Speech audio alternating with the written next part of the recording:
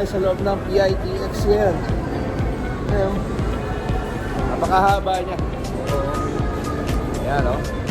Laki-laki niya. Saka safe na safe. Okay. Ayun o, layo na no.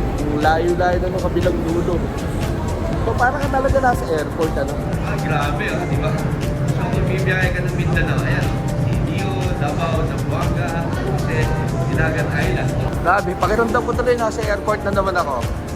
Wala ako sa airport. O, wala tayo sa airport ha. Bus terminal lang to.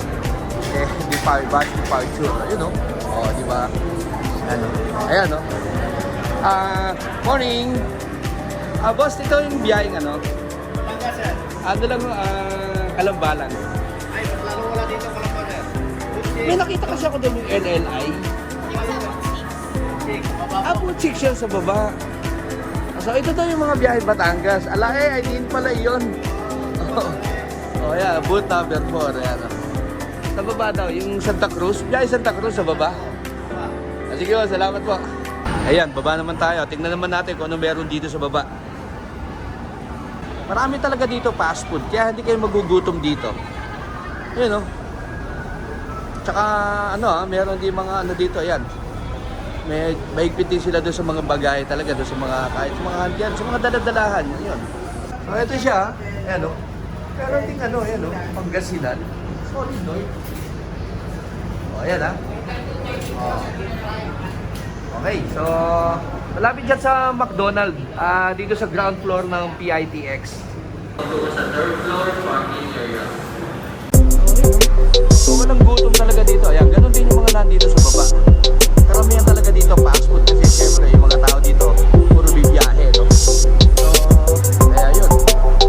Daming fast food, yung food court, ticket booth, mura. Pero asin talaga, ayan, ano ba kung pila na to? So, siguro, papunta ng sukat. Ayun, meron siyang sukat, heritage, LRT. So, ayun, so kompleto siya. So, ito yung mga malalapit lang yung biyahe. Okay. So, iyan yung pila. So, ganun yung proseso. Bali yung proseso nila. Pupunta ka lang doon sa booth. Hanapin mo yung booth kung saan ka pupunta. Tapos, bibigyan ka lang nila ng stub. Ito. Doon ka na magbabayad sa, doon sa conductor na ng bus. Yun. So, ganun lang. Kukuha ka lang ng stub. Tapos, pakita mo doon sa conductor. Meron din seat number, ha. Okay? Doon ka na magbabayad. Ewan ko na doon sa iba kung ganun din. Kung same yung system na stub lang o pwede ka na magbayad. Hindi ko na natanong yon. And basta ito, okay na. May stub na ako. Alright. And doon na nga tayo magbabayad sa bus. Alright. Ayan o.